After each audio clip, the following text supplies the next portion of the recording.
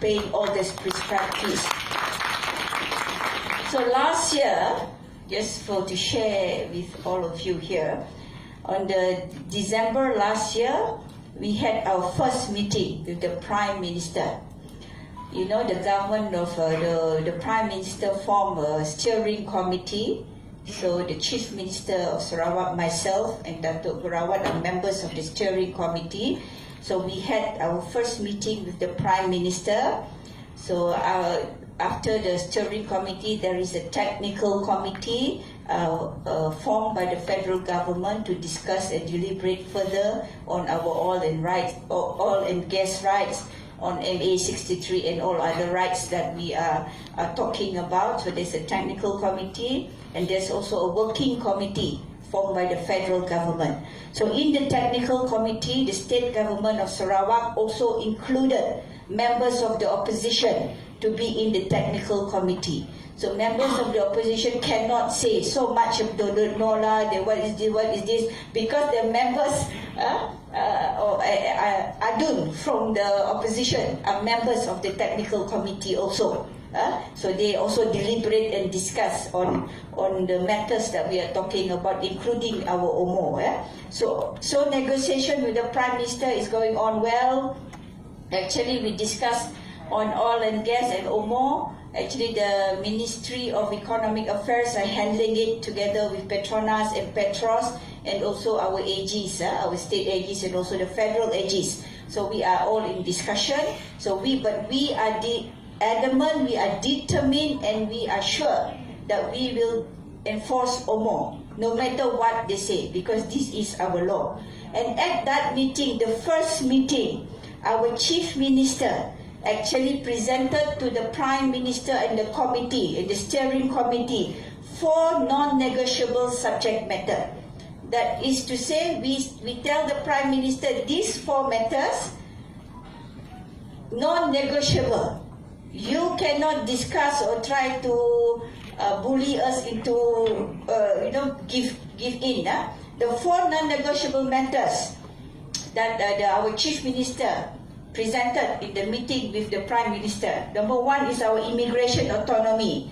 No discussion on this. Number 2, our rights to enforce state laws according to federal constitution, and also to impose certain taxes and have our own development plan. This is the second one. That is to our right to enforce state laws, which is OMO and land code. This is very important laws that we have to keep. Number 3, non-negotiable is sovereignty of our Sarawak seabed, subsoil, and all resources found within our boundaries. That will include oil and gas. Sovereignty of that. Number 4, protection of our boundaries up to the continental shelf.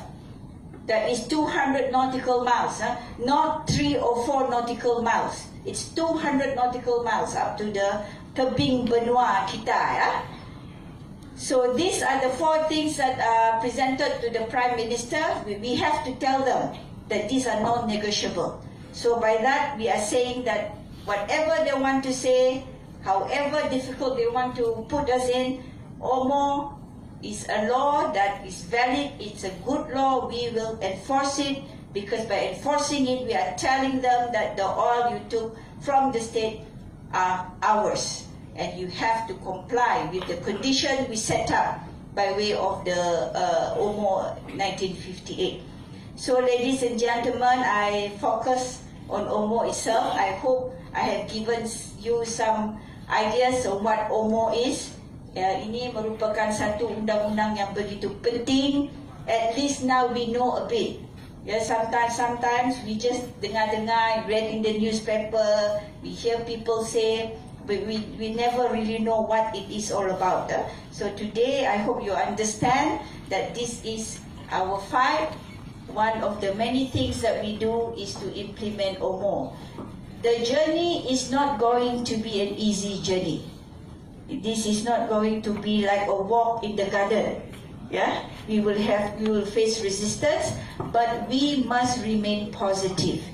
And thank God, our negotiations are going on well. We just pray, and I hope all of us stand solidly and clearly behind our Chief Minister and our leadership to go on with negotiation and talks so that we can get back whatever our rights are.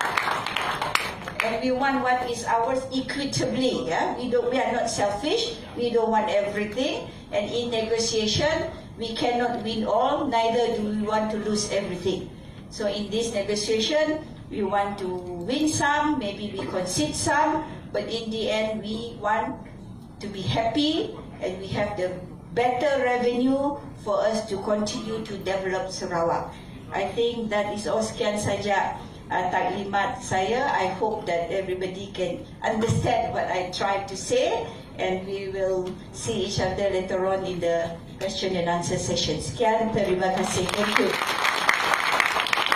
Thank you very much, YB Sharifah Ashida, for that very informative talk on the Oil Mining Ordinance 1958. So it appears that the Oil Mining Ordinance is a very, very important piece of law for us Sarawakians. It's one of the, I would say, a cornerstone of our fight for our rights.